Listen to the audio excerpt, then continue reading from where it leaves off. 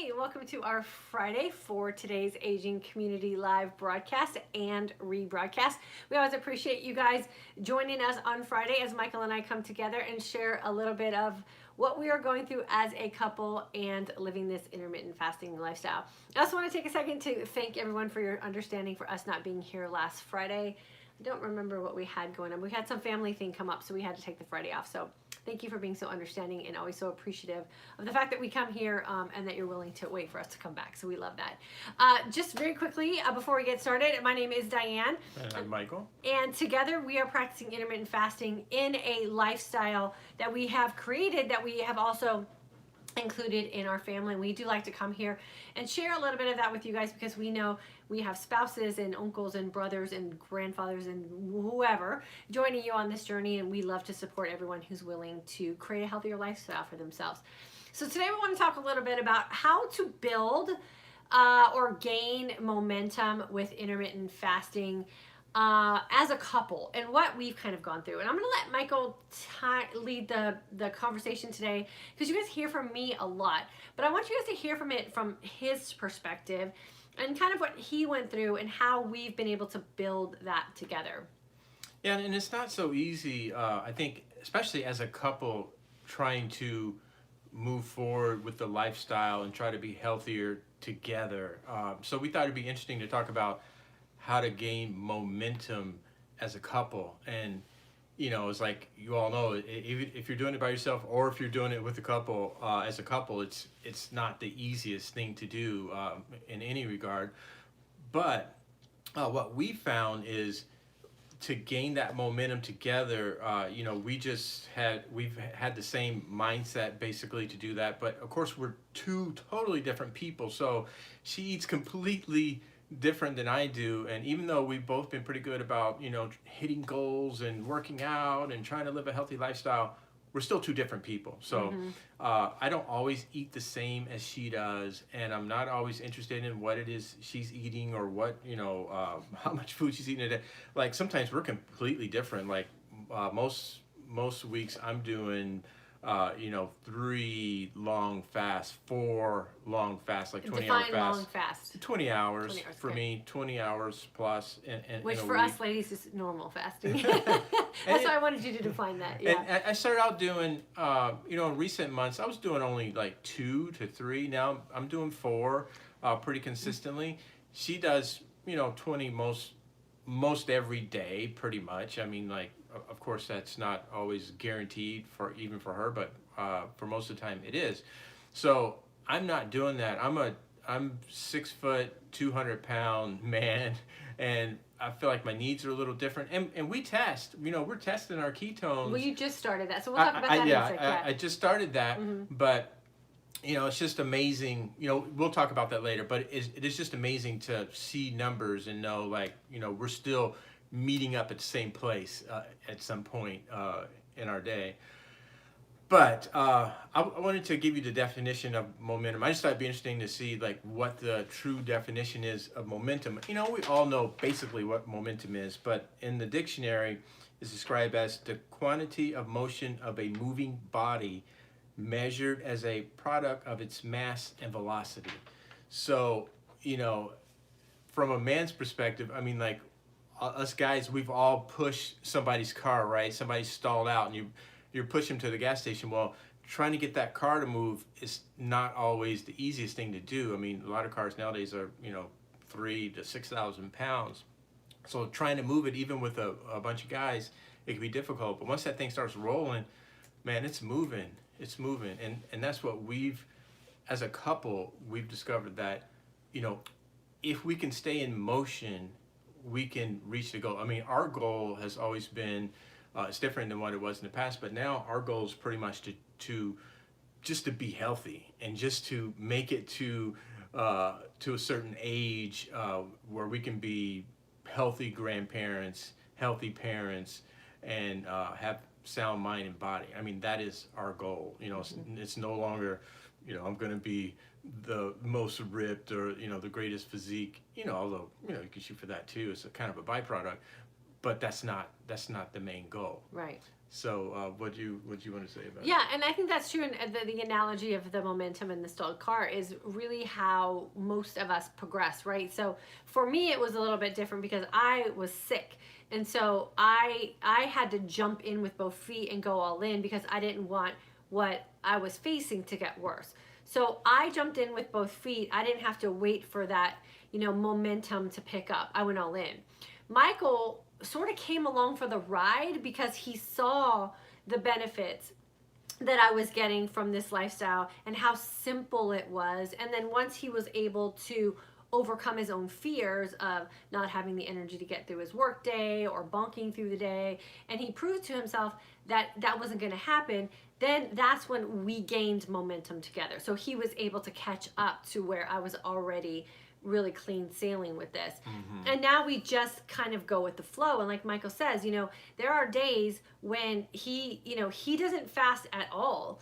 And, he's in the, kitchen and he's making himself some breakfast and doing what he needs to do.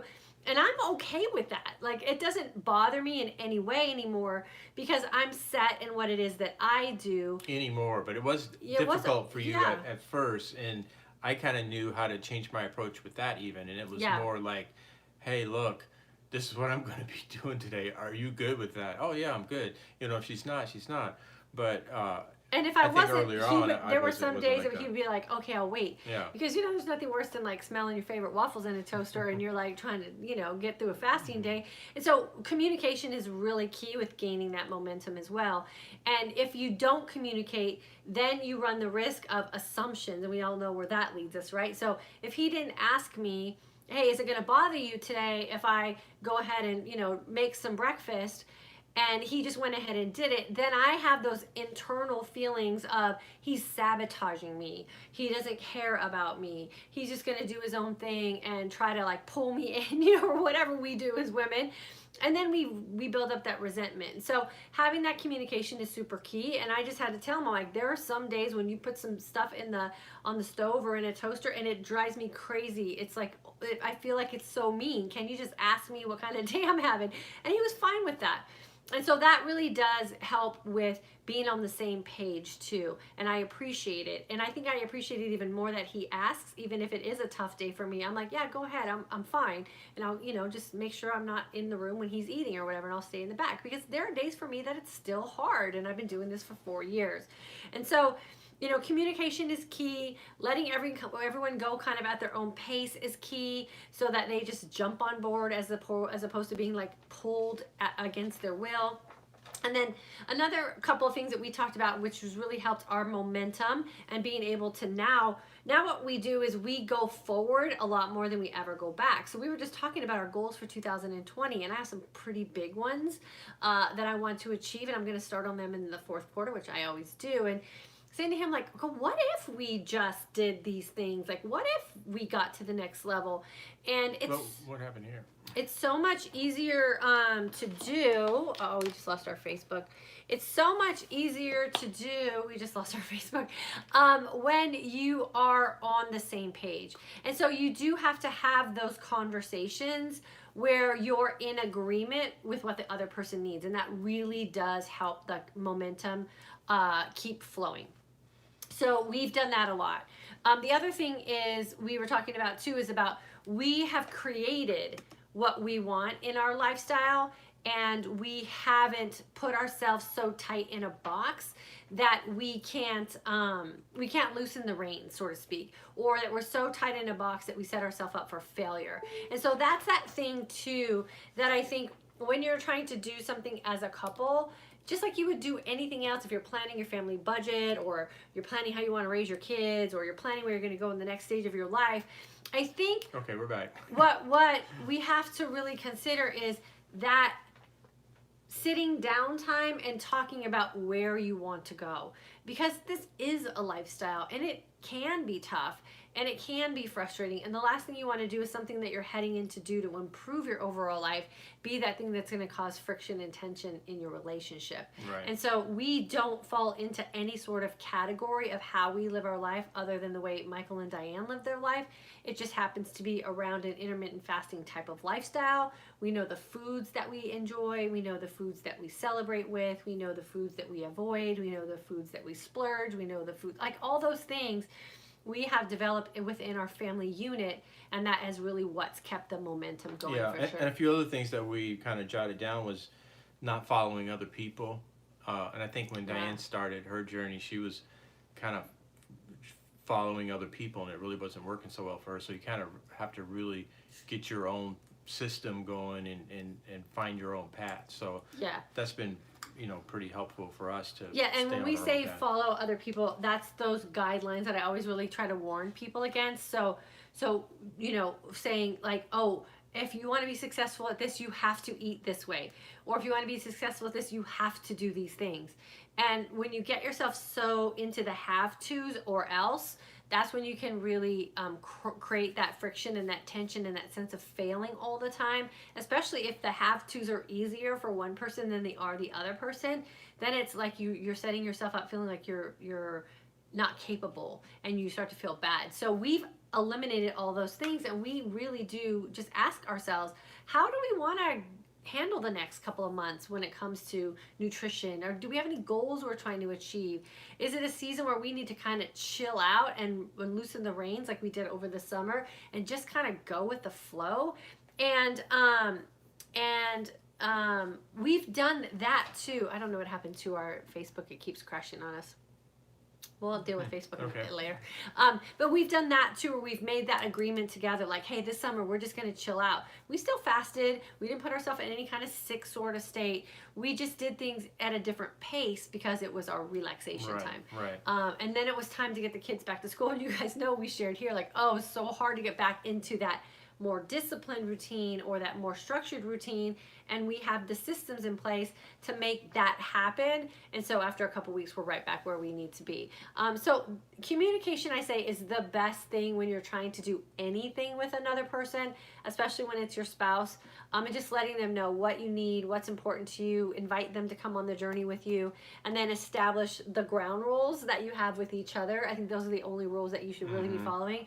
Other rules that you have in place for each other. And if, you know... So it'll be basically finding the middle ground. Yeah, the middle ground. And knowing that just because I don't want to do a certain thing doesn't necessarily mean that he has to not want to do that thing either. And you have to give each other a little bit of grace in that.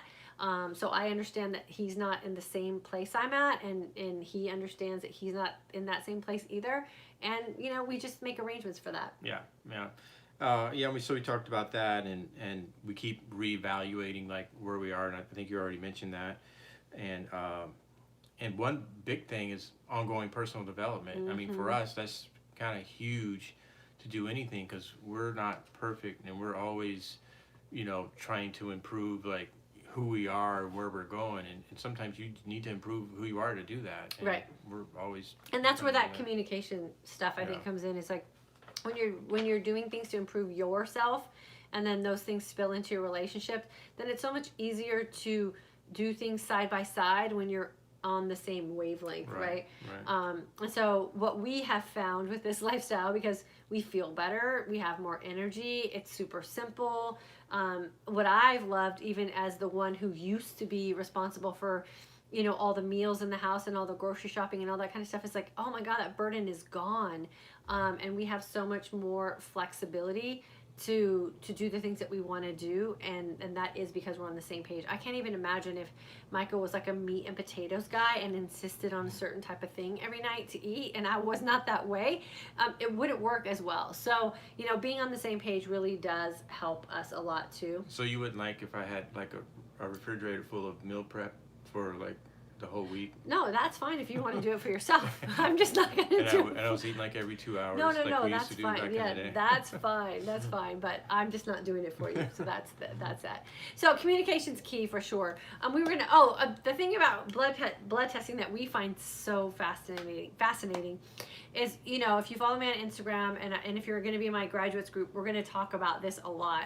But we started doing blood ketone and blood glucose testing, and it took me 2 years to even consider doing it, because it was one of those things that seemed like I was going to be a slave to results or numbers, like counting calories or macros and all that kind of stuff. And I was just like so over it that I didn't want to step into that realm. And then the more confident I got with this lifestyle, the more easy this lifestyle became for me. I started getting to that thing where you're like, oh, I wonder if we can get to the next level. And I thought, I wonder what my numbers are if I test them, and how I can manipulate what I'm doing in my fasting and my feasting to get where I want to go. And so it was fascinating. In the first probably 6 months of testing, y'all, I had been fasting for 2 years and I could not get measurable ketosis at all for like a good 6 months. And so that's where I really learned a lot about. Now, I wasn't sick. I lost all my weight. All those things were fine. But it was interesting how I couldn't get measurable ketosis at all.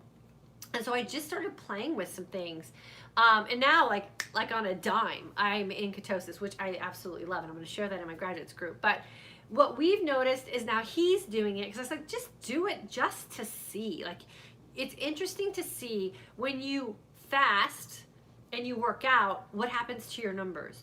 What happens to your numbers when you don't work out and you fast? What happens to your numbers when you add a little bit of something, you dirty up your fast and you work? Like, it's been fascinating, the experiments that we have done, which for us as a couple is like a hobby. Like, it's something that we talk about together. It's something that we like play around with together. It's fascinating to test our numbers together, sitting right next to each other. We've done testing where we've eaten exactly the same thing. We've done exactly the same thing in the course of our day, and our numbers are wildly different. So that's been super fun for us too. And so if you're on this journey with intermittent fasting and you're doing it with your spouse and you're feeling like it's kind of becoming sort of a rut or a routine, which it can be, add another layer in. And something as simple as testing your blood glucose, it could be that layer that could bring back a little bit of fun. And I was doing this based on just feeling alone, and that's not always enough.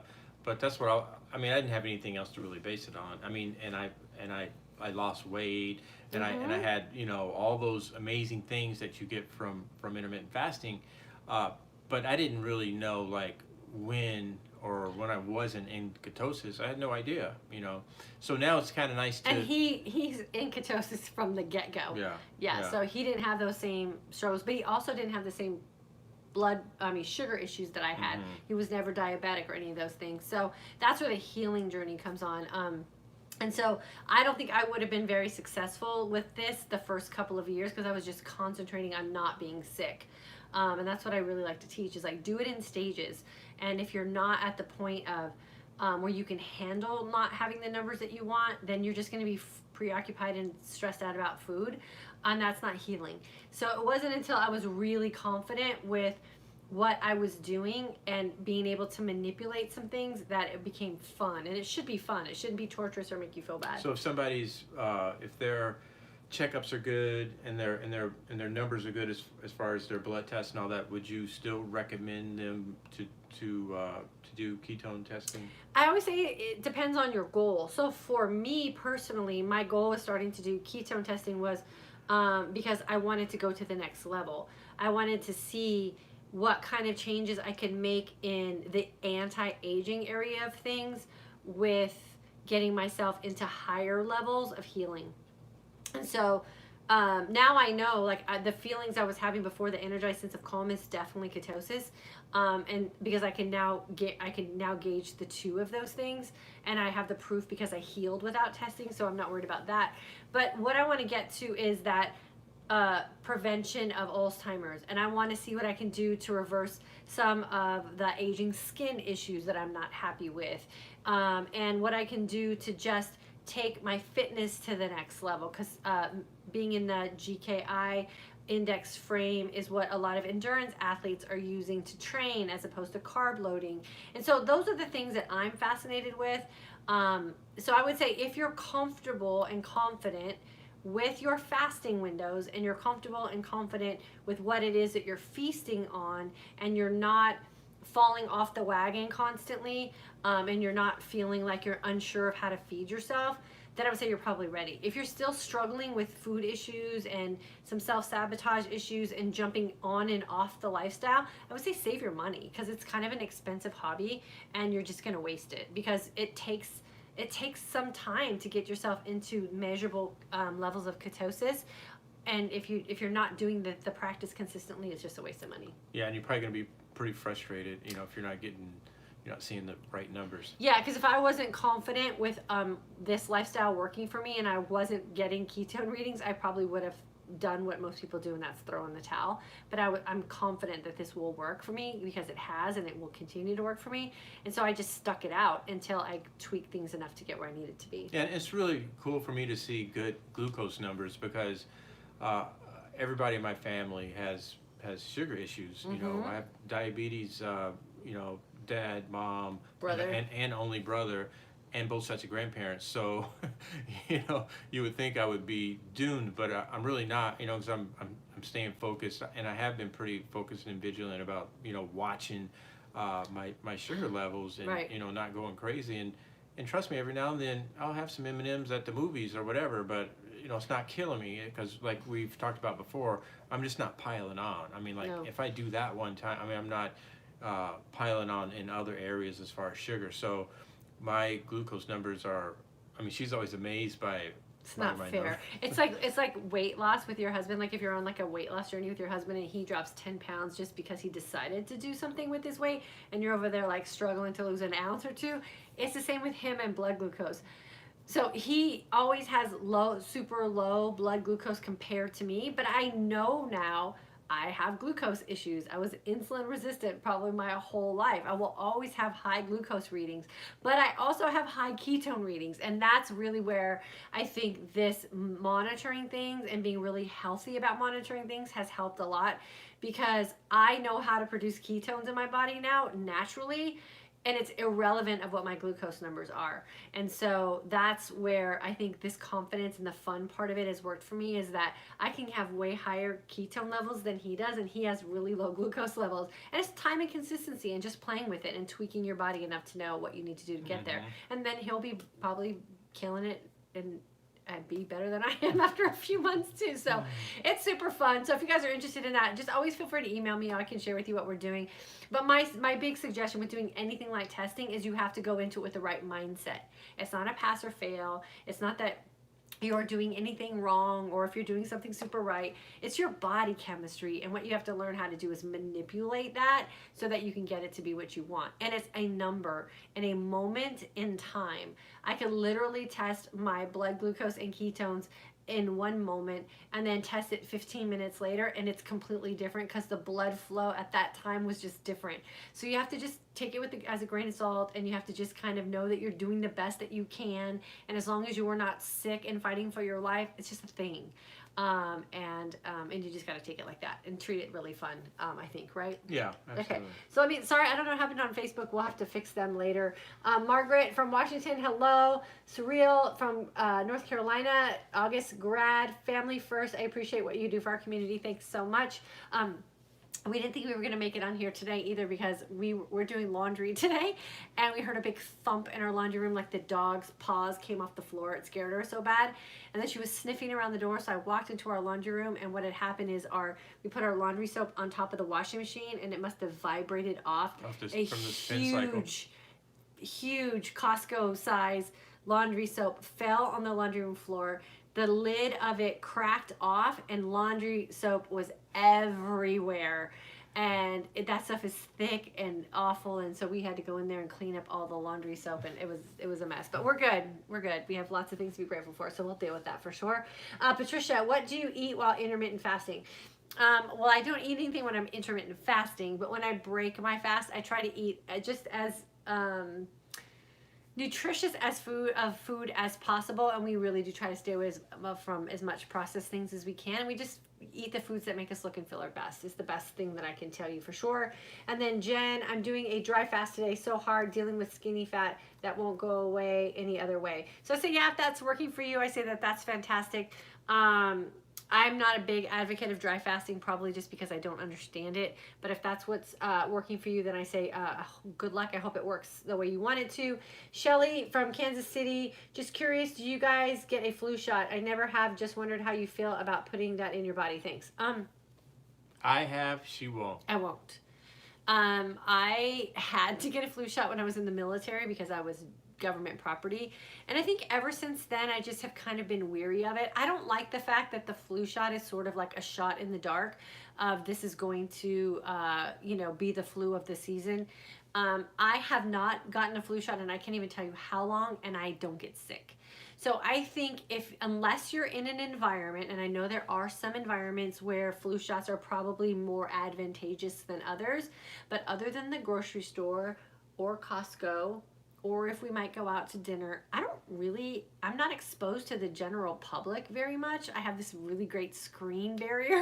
So I'm not amongst people in like a service type of industry or a care type of industry. And so I don't get a lot of exposure. The worst thing that could happen is if Gabby got the flu and she came home and exposed us. But we don't give her the flu shot either. And I think the only times Logan had the flu shot, he got sick both times. And so he's sort of like, I'm not risking it. We take really good care of ourselves. We keep our immune system. I'm the only fool that does it. He's the only guy who does it. And you know what? That's okay. That's his personal choice. If he feels better doing it, I say go. It's that thing where it's a personal choice. And you have to make peace with you on the benefits being better than the risks.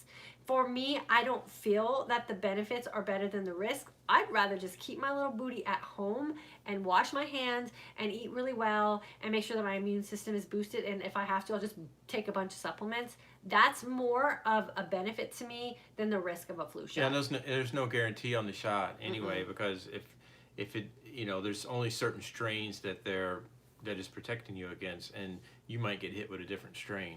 But, Yeah, so I think it's that thing. I think a flu shot is like this.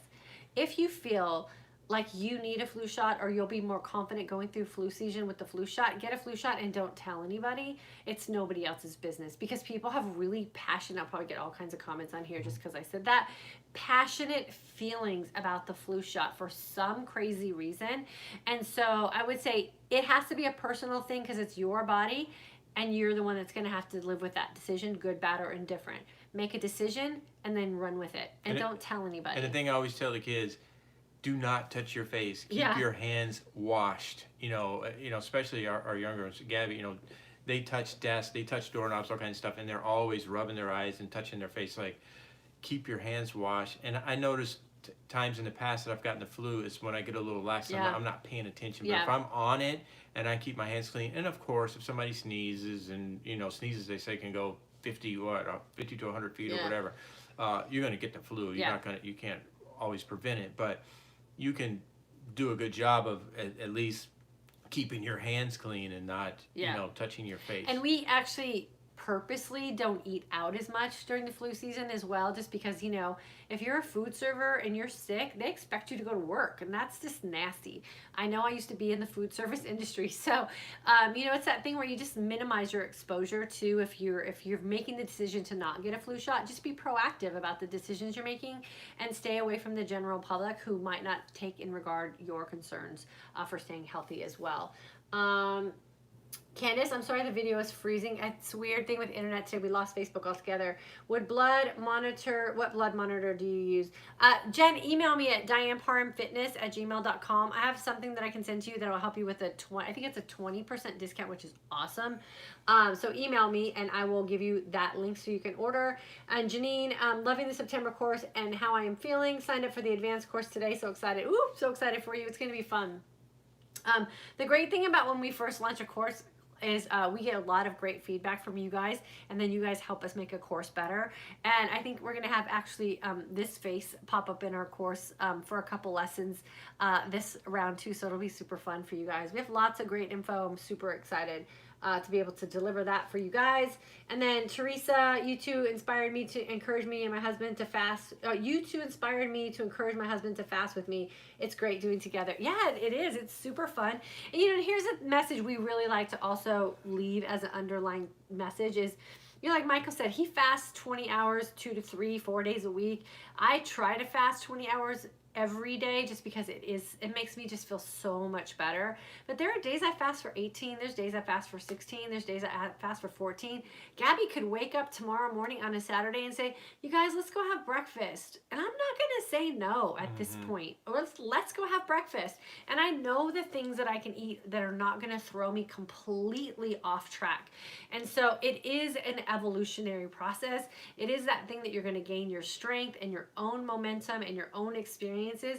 And when you're not battling something, you do not have to be as regimented with it. And that's what we're going to talk about a lot about in our graduates course too, is if you're not sick, you can live this lifestyle as a maintenance, and you can always defer back to it with your experience and the things that you know work best for you. You do not have to be regimented for the rest of your life.